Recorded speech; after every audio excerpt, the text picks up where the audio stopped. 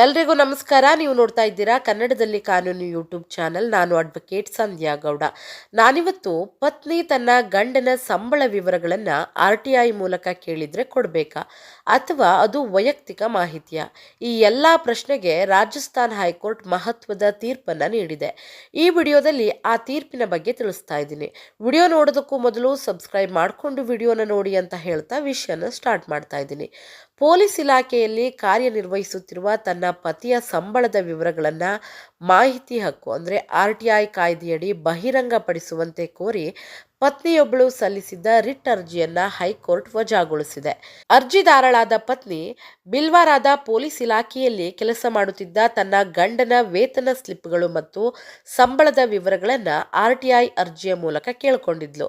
ಆದರೆ ಸಂಬಂಧಿಸಿದ ಅಧಿಕಾರಿಗಳು ಈ ಮಾಹಿತಿಯನ್ನ ವೈಯಕ್ತಿಕ ಮಾಹಿತಿ ಅಂದರೆ ಪರ್ಸನಲ್ ಇನ್ಫಾರ್ಮೇಶನ್ ಅಂತ ಹೇಳಿ ಅದು ಮೂರನೇ ವ್ಯಕ್ತಿಗೆ ಸಂಬಂಧಿಸಿದ ಮಾಹಿತಿ ಆಗಿರುವುದರಿಂದ RTI ಕಾಯ್ದೆಯ ಸೆಕ್ಷನ್ 8 ಸಬ್ ಕ್ಲಾಸ್ 1 ಸಬ್ ಕ್ಲಾಸ್ J ಅಡಿಯಲ್ಲಿ ಮಾಹಿತಿ ನೀಡಲು ಸಾಧ್ಯವಿಲ್ಲ, ಬಹಿರಂಗಪಡಿಸಲು ಸಾಧ್ಯವಿಲ್ಲ ಅಂತ ಹೇಳಿ ಅರ್ಜಿಯನ್ನ ತಿರಸ್ಕರಿಸಿದ್ರು. ಈ ನಿರ್ಧಾರವನ್ನ ರಾಜ್ಯ ಮಾಹಿತಿ ಆಯೋಗವು ಸಮರ್ಥಿಸಿತು. ಆ ನಂತರ ಪತ್ನಿ ರಾಜಸ್ಥಾನ ಹೈಕೋರ್ಟ್ನ ಮೊರೆ ಹೋಗ್ತಾಳೆ. ಅಲ್ಲಿ ನ್ಯಾಯಮೂರ್ತಿ ಕುಲದೀಪ್ ಮಾಥುರ್ ಅವರ ಪೀಠವು ಯಾವುದೇ ಪ್ರಮುಖ ಸಾರ್ವಜನಿಕ ಹಿತಾಸಕ್ತಿ ಇಲ್ಲದ ಸಂದರ್ಭದಲ್ಲಿ ಇಂತಹ ಮಾಹಿತಿಯ ಬಹಿರಂಗಪಡಿಸುವುದು ಸಾರ್ವಜನಿಕ ಚಟುವಟಿಕೆ ಅಥವಾ ಸಾರ್ವಜನಿಕ ಹಿತಾಸಕ್ತಿಯೊಂದಿಗೆ ಸಂಬಂಧ ಹೊಂದಿಲ್ಲ. ನ್ಯಾಯಾಲಯವು ಸುಪ್ರೀಂ ಕೋರ್ಟ್ನ Girish Ramachandra Deshpande versus central information commissioner ಈ ಪ್ರಕರಣದ ತೀರ್ಪನ್ನು ಉಲ್ಲೇಖಿಸಿ ಆ ತೀರ್ಪಿನಲ್ಲಿ ಸುಪ್ರೀಂ ಕೋರ್ಟ್ ಹೇಳಿದ್ದೇನೆಂದರೆ, ಉದ್ಯೋಗಿಯ ಕಾರ್ಯಕ್ಷಮತೆ ಅಥವಾ ಸೇವೆಗೆ ಸಂಬಂಧಿಸಿದ ಮಾಹಿತಿಗಳು ಮುಖ್ಯವಾಗಿ ಉದ್ಯೋಗಿ ಮತ್ತು ಉದ್ಯೋಗದಾತರ ನಡುವಿನ ವಿಷಯವಾಗಿರುತ್ತೆ.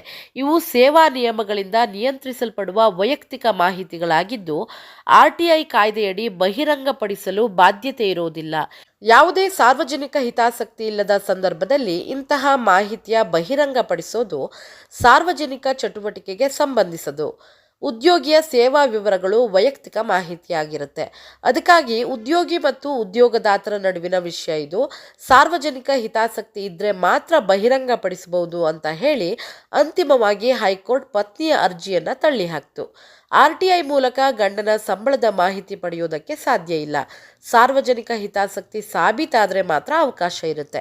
ಸೊ ನೋಡಿದ್ರಲ್ಲ, ಗಂಡನ ಸಂಬಳದ ವಿವರಗಳು ವೈಯಕ್ತಿಕ ಮಾಹಿತಿಯಾಗಿರೋದ್ರಿಂದ ಸಾರ್ವಜನಿಕ ಹಿತಾಸಕ್ತಿ ಸ್ಪಷ್ಟವಾಗದಿದ್ದರೆ RTI ಕಾಯ್ದೆಯಡಿ ಅವುಗಳನ್ನು ಪಡೆಯೋದಕ್ಕೆ ಸಾಧ್ಯ ಇಲ್ಲ ಅಂತ ಹೇಳ್ತಾ ವಿಷಯನ ಇಲ್ಲಿಗೆ ಮುಗಿಸ್ತಾ ಇದ್ದೀನಿ. ಇಂತಹ ಇನ್ನಷ್ಟು ಕಾನೂನು ಸಂಬಂಧಿತ ವಿಡಿಯೋಗಳಿಗಾಗಿ ಲೈಕ್ ಮಾಡಿ, ಶೇರ್ ಮಾಡಿ ಮತ್ತು ಸಬ್ಸ್ಕ್ರೈಬ್ ಮಾಡೋದನ್ನು ಖಂಡಿತ ಮರಿಬೇಡಿ.